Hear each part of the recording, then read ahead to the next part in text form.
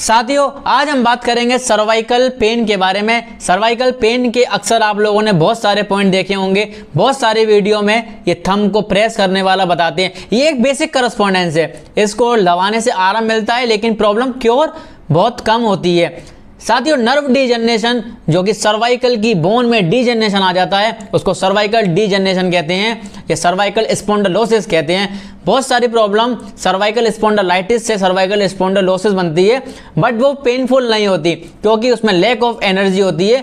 हमें उसकी एनर्जी को टोन करना होता है और अगर पेन हो रहा होता है तो उस एनर्जी को हमें वहाँ पे कम करना होता है। तो साथियों, सर्वाइकल में जो 7 हड्डियां होती हैं उसके बीच में जो डिस्क होती है उस डिस्क में डेसिकेशन हो जाता है। उस डिस्क जो इतनी मोटी mm की होती है वो कम होती है, जिससे कि बोन आपस में भिड़ती है और कट कट की आवाज़ प्रोड्यूस करती है। बहुत सारे लोग अपनी गर्दन को ऐसे चटकाते रहते हैं तो बहुत मज़ा आता है उन्हें, लेकिन वो डीजनरेशन का संकेत है कि बोन में क्षरण हो रहा है, बोन में घिसावट हो रही है।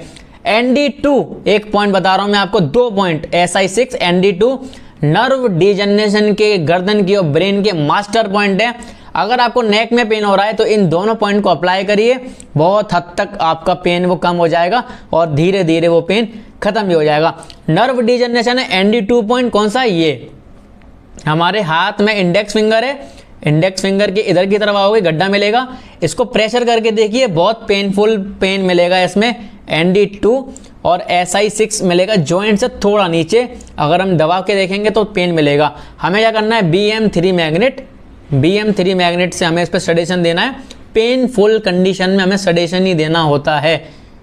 और ये देखिए, ये ऐसे पॉइंट लगा लीजिए ND2 SI6, बहुत अच्छे से आपको आराम मिलेगा नेक में भी, और आपके ब्रेन एकदम शांत रहेगा। जो ऑक्सीपिटल एरिया में पेन होता है वो भी धीरे धीरे कम होगा। आपके हाथों में जो दर्द आता है वो भी इससे बहुत हद तक कम हो जाएगा और एक दिन वो क्योर भी हो जाएगा।